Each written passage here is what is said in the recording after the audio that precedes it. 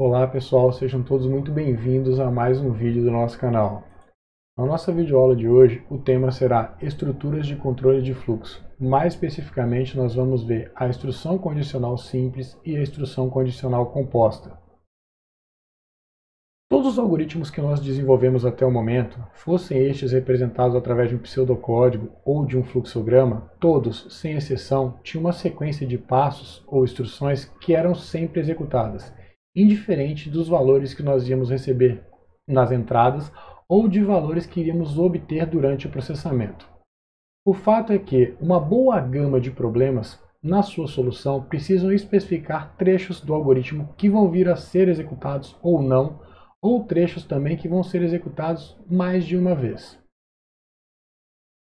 Só para ficar um pouco mais claro, então, antes nós tínhamos uma sequência de passos, então estou demonstrando ali, hipoteticamente, uma sequência com 9 passos, e antes todos esses passos sempre eram executados.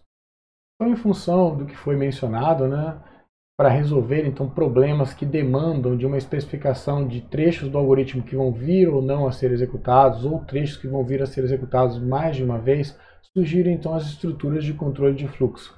Então essas vão permitir que o programador então especifique a sequência de instruções que será executada em cada uma situação. Vamos começar então pela instrução condicional simples.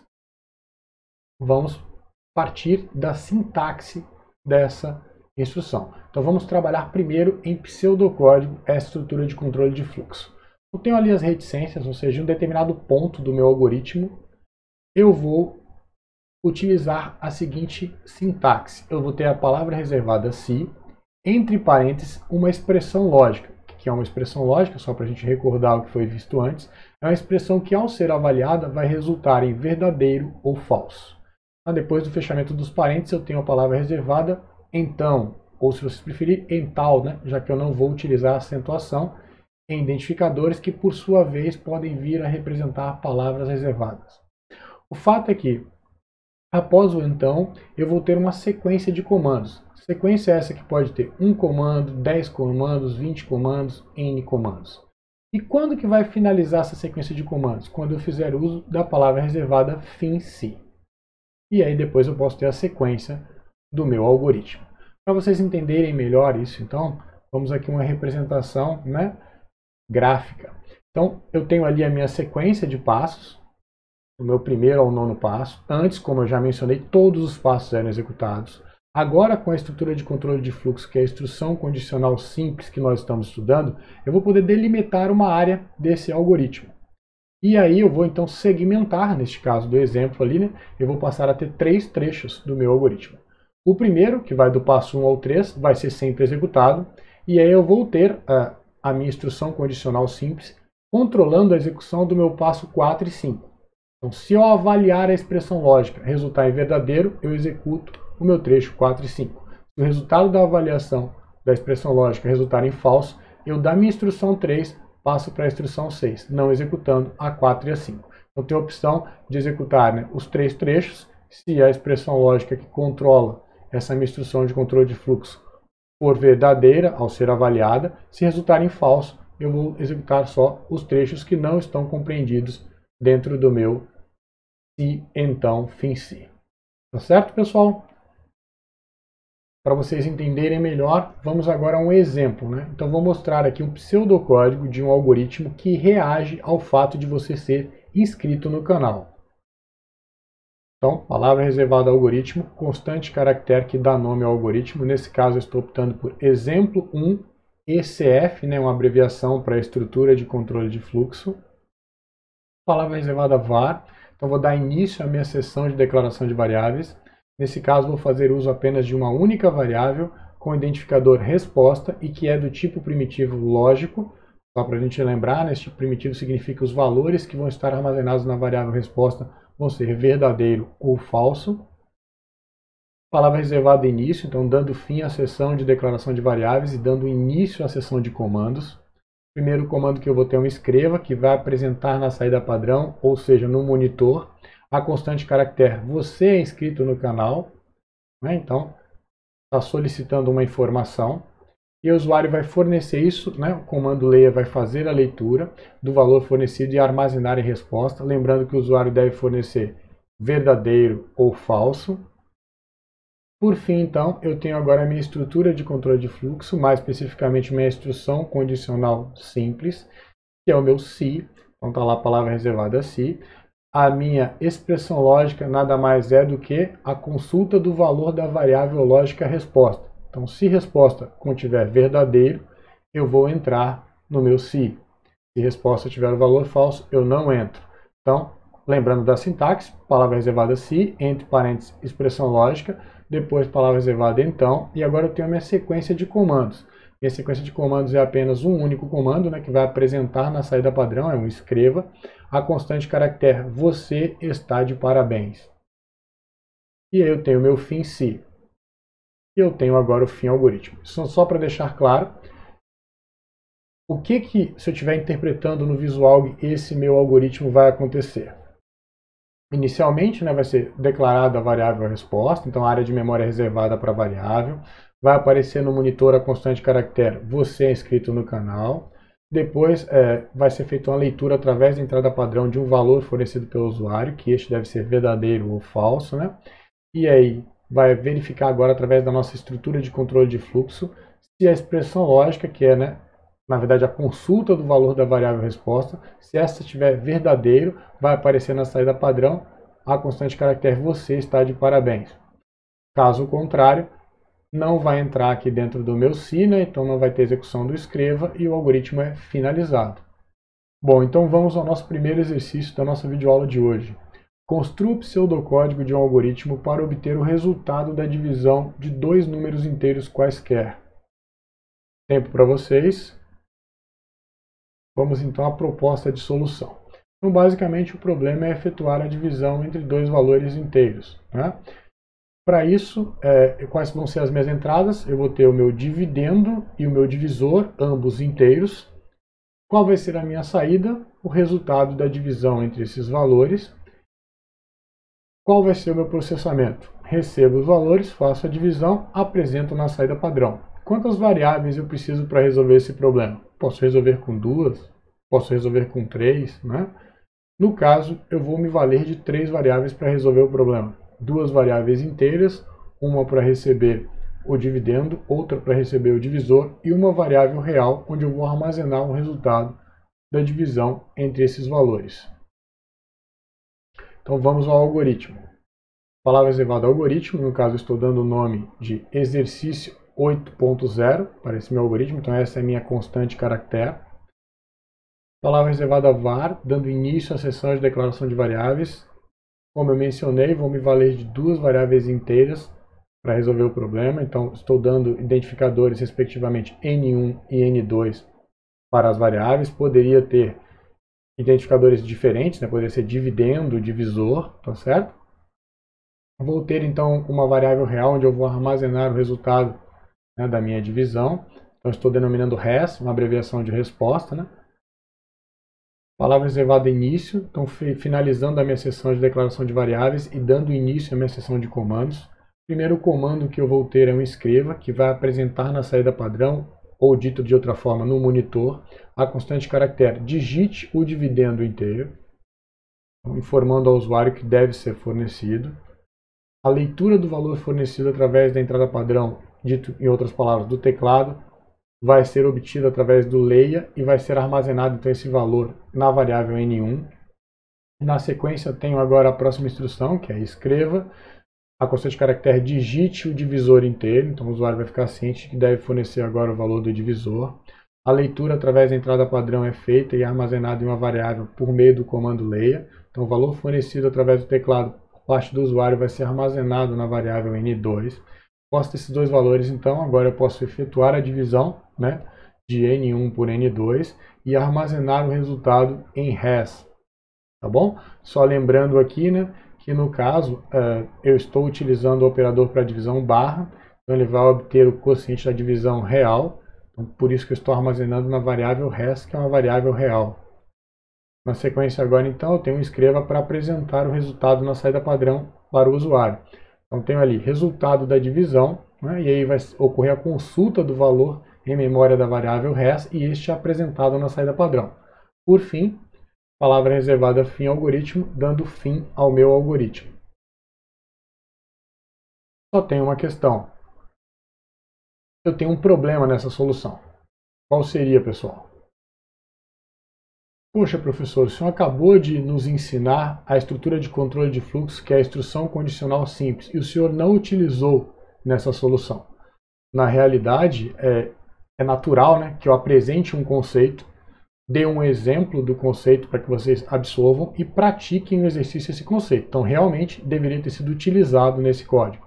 Mas por que deveria ter sido utilizado? Essa é a questão. Consegue identificar, né, a necessidade de se utilizar a instrução que foi vista, né, que é a nossa estrutura de controle de fluxo. Qual é a necessidade? Ela surge aonde? Aqui, né, pessoal, na divisão. Por quê? Porque eu não posso dividir um valor por zero, isso é uma indeterminação. Então aqui eu tenho o que eu mencionei lá no início, que é as condições de contorno, né? Então para fazer a operação de divisão eu devo me certificar de que o divisor é um valor válido, ou seja, que este é diferente de zero. Tá bom, pessoal? Então por isso que nós temos um problema ali. Bom, então como que eu resolvo esse problema? Então aqui tem, né, o nosso algoritmo, dessa vez com o nome exercício 8.1. E aí vamos ver qual é a diferença. O que eu estou apresentando aqui é exatamente igual, exceto pela constante caractere que dá nome ao algoritmo visto anteriormente. Só que de posse do valor de N1 e N2, eu não já faço a divisão e armazeno o resultado em res. Eu vou utilizar a minha instrução, né, condicional simples, ou seja, a minha estrutura de controle de fluxo que eu acabei de estudar, para verificar se eu posso efetivamente aplicar o operador de divisão sobre os valores que eu recebi para dividendo e divisor. Então, eu me certifico disso aqui. Ó. Então, se N2 for diferente de zero, então aí eu faço a minha divisão e apresento o resultado obtido em si.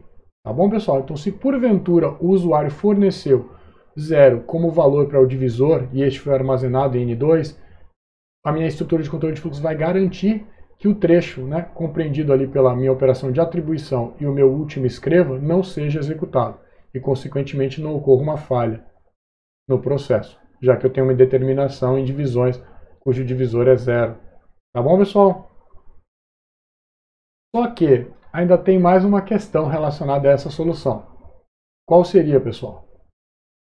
Pensem comigo aqui. Se o usuário forneceu zero como valor de N2, o que vai aparecer na saída padrão para o usuário? Nada, né? Então ele está executando lá no Visualg um algoritmo que a priori vai fazer a divisão entre valores inteiros. Tudo bem que enquanto programadores sabemos que não podemos fazer a divisão por zero e aí não vamos aplicar o operador de divisão com o divisor zero, mas e para o usuário? Não vai aparecer nada. Ele vai ficar achando, né, se ele não tiver o conhecimento de que não pode fornecer o valor zero para o divisor, ou se forneceu esse valor sem pensar, né, não parou para analisar, não vai ter nenhuma saída. Então, qual seria o adequado? Que a gente também apresentasse algo para o usuário indicando este problema. Então, está aqui, né? Um trecho similar ao que nós vimos anteriormente, exceto pelo nome do algoritmo, que agora não é mais exercício 8.1, é exercício 8.2, né? E aí vamos lá. Então depois, entre o meu fim-si e fim-algoritmo que nós tínhamos anteriormente, eu vou colocar agora uma outra estrutura de controle de fluxo, que vai verificar se N2 for igual a zero, aí, né, eu vou entrar no meu si, então, e apresento, através da execução deste escreva, a constante caractere na saída padrão, informando que é impossível dividir. Né? Poderia ter até uma frase mais completa, impossível dividir, pois o divisor é igual a zero. Isso gera uma indeterminação. Tá bom, pessoal? O fato é que agora eu tenho uma saída para o meu usuário, mesmo quando ele fornece o valor inválido para o divisor. Bom, pessoal, então eu tenho agora a minha instrução condicional composta. Vou começar pela sintaxe da mesma.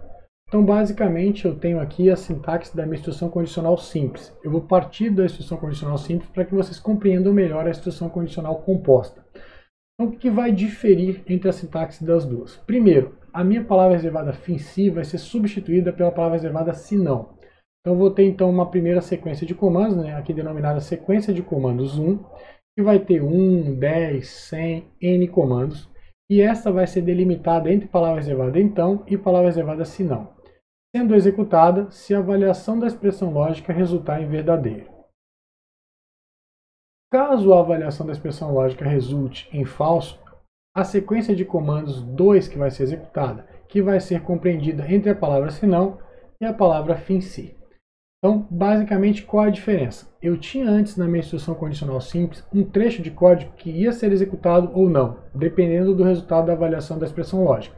A avaliação da expressão lógica resultou em verdadeiro, sequência de comandos compreendidas entre palavra reservada então e FINC era executada.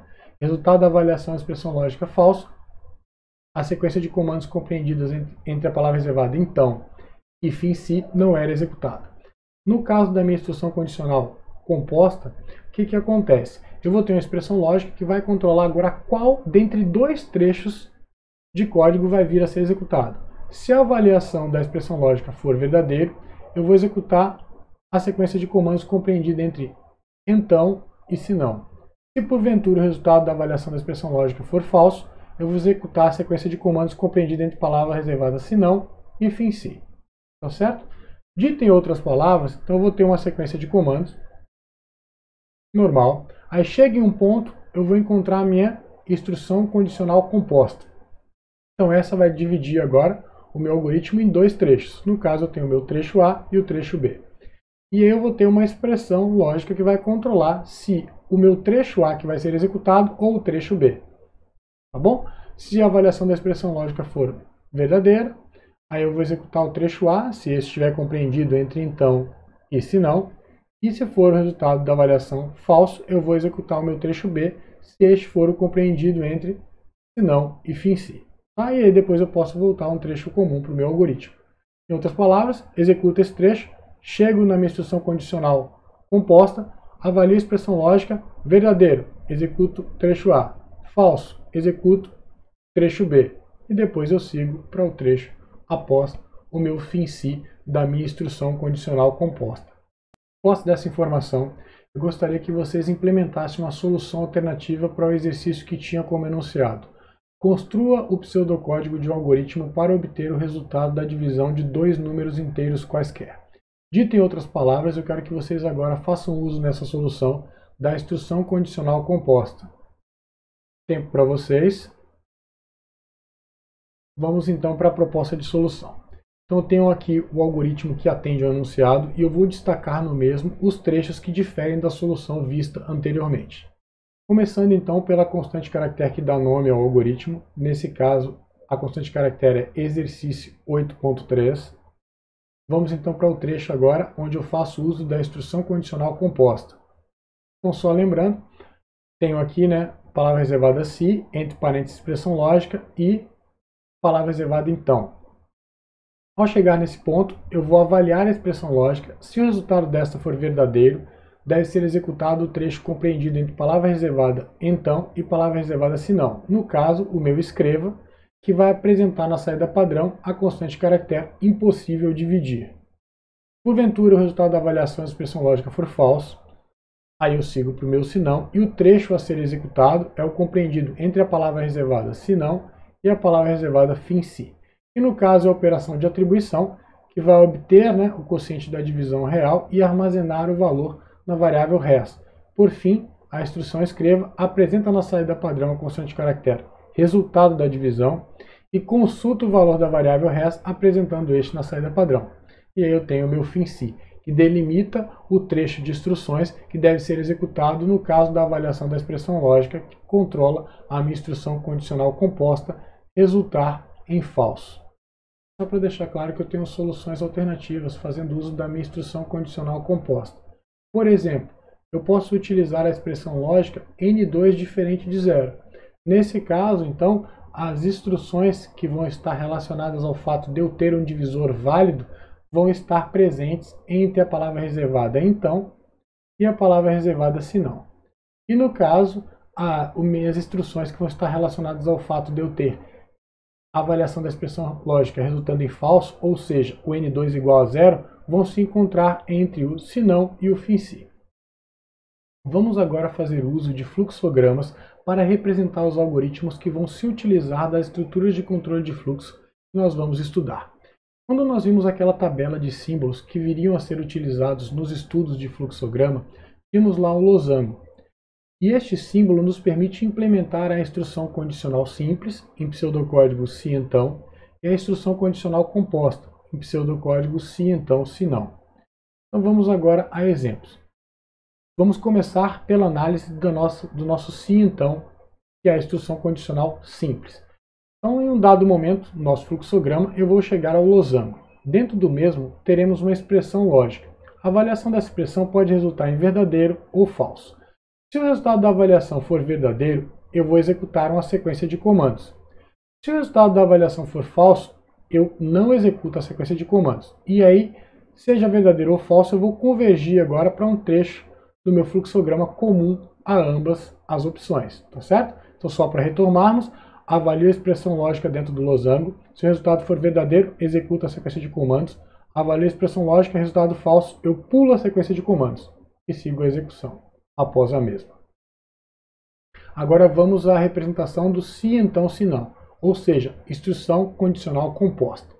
Então, de forma análoga, tenho um trecho do meu fluxograma, chego ao meu losango, tenho a expressão lógica, resultado da avaliação pode ser verdadeiro ou falso. Se for verdadeiro, executo sequência de comandos 1.